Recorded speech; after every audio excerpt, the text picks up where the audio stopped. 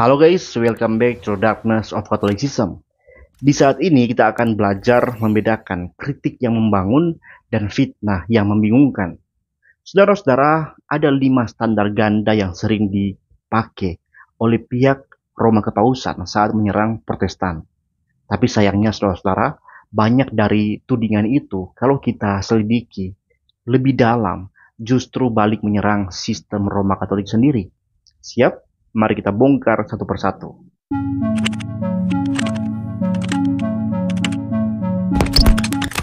Yang pertama, Protestan terpecah-pecah, padahal Katolik juga pecah. Ini yang paling sering kita dengar. Lihat tuh Protestan, ribuan denominasi, gak bisa bersatu, bukti bukan gereja sejati. Tapi tunggu dulu, Katolik Roma juga punya banyak faksi, bahkan melahirkan perpecahan. Old Catholic Church berpecah dari Roma Katolik. Ada sedevacantis ya, kaum sedevacantis. Ada banyak sekali golongan-golongan yang berpecah dari Roma Katolik. Jadi kalau perpecahan adalah tanda bahwa sebuah gereja adalah palsu, maka Katoliklah kepalsuan itu sendiri. Yang kedua, Protestan menafsir Alkitab sendiri. Tapi Katolik juga pilih tradisi manusia. Katolik sering bilang, Protestan tafsir Alkitab seenaknya, makanya butuh magisterium. Oke. Tapi mari kita bicara jujur. Banyak ajaran dogmatis yang tidak ada dalam Alkitab, tapi berasal dari tradisi suci yang tebang pilih dan tidak bisa diuji. Bahkan penafsiran Alkitab dibatasi hanya oleh sesuai tafsir gereja, yang artinya kritik dari dalam pun bisa dibungkam. Jadi siapa yang sebenarnya menolak otoritas firman ketika firman tunduk pada tafsir institusi?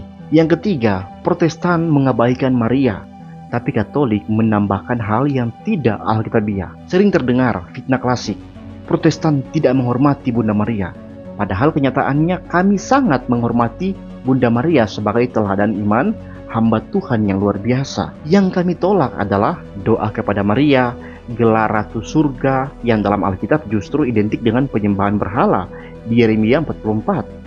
Kemudian pengangkatan ke surga tanpa dasar Alkitab, dogma dikandung tanpa dosa asal ya, yang muncul ratusan tahun setelah para rasul wafat. Jadi pertanyaannya, siapa yang menghormati Maria secara sehat dan siapa yang menambahkan tanpa dasar wahyu? Yang keempat, Protestan menolak sakramen, padahal Katolik mengubah Injil jadi transaksi. Katolik menuduh Protestan meremehkan sakramen, menolak anugerah yang disalurkan melalui gereja. Tapi mari kita jujur saudara, banyak praktek sakramen Katolik justru mengaburkan Injil. Misalnya, Ekaristi dianggap kurban ulang Kristus, padahal Alkitab bilang pengorbanan Kristus cukup satu kali, Ibrani 10 ayat 10. Sakramen pengakuan dosa diubah jadi sistem pembayaran silih. Indulgensi dan misa arwah mengarah pada mekanisme tebusan rohani. Jadi kalau kita bicara soal memperalat anugerah jadi sistem transaksional, bukan Protestan yang harus minta maaf. Kemudian yang kelima, dikatakan Protestan tidak punya gereja yang kuno, tapi Katolik melekat pada kekuasaan duniawi. Katolik sering bangga dengan umur institusinya. Kami gereja asli karena kami paling tua. Tapi mari kita klarifikasi saudara-saudara. Tua bukan berarti benar kan? Bahkan gereja mula-mula abad pertama tidak mengenal paus di Roma, devosi kepada Maria, atau sistem hierarki seperti Vatikan. Tidak ada dokumennya itu. Dan jangan lupakan sejarah saudara. Kolusi dengan Kaisar Romawi, inkuisisi, penjualan jabatan rohani atau simoni, korupsi moral yang akhirnya melahirkan reformasi.